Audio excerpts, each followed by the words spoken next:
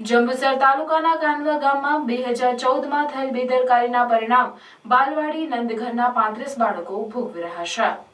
જંબુસરના કાનવા ગામના શેખાવગા વિસ્તારમાં બાલવાડી રૂમ કાસમભાઈ રસુલભાઈના ખેતરમાં બનાવવાની મંજૂરી મળી હતી, પરંતુ જે તે સમયના તલાટી, સરપંચ, સુપરવાઇઝર, એન્જિનિયર તથા કોન્ટ્રાક્ટરે સ્થળની ખરાઈ કર્યા સિવાય આ બાલવાડી ઇસ્માઇલભાઈના ખેતરમાં બનાવી દીધો હતો।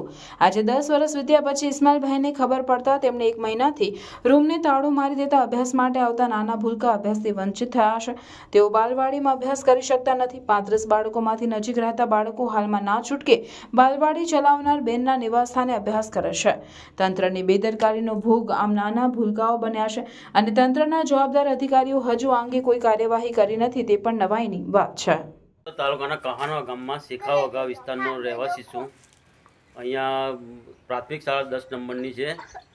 ત્યાં અમીનાબેનનું ખેતર આવેલું છે, જ્યાં માલ મંદિર બાંધવાની હતી સામે, ત્યાં નથી બાંધી, એની જગ્યા પર બીજા સ્થળ પર બાંધી દીધી છે।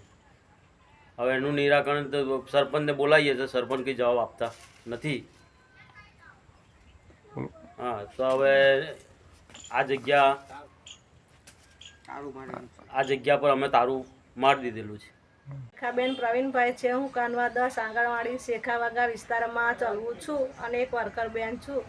આંગણવાડી જમીન માલિકે આંગણવાડી પર તારું માર્યું છે, એના શું કારણ છે મને ખબર નથી, પણ હું 1 મહિનાથી મારા ઘેર બાળકો બેસાડું છે અને મને પણ તકલીફ પડે છે। દૂરના બાળકો આવતા નથી અને જે મારા ઘેર બાળકો બેસા છે તે પણ કેન્દ્ર પર જવાનું કહે છે। તો સરકારને નમ્ર વિનંતી કે મને મારું કેન્દ્ર પાછું ચાલુ કરાવી આલે અને જે તે હોય તે મને કરી આલે।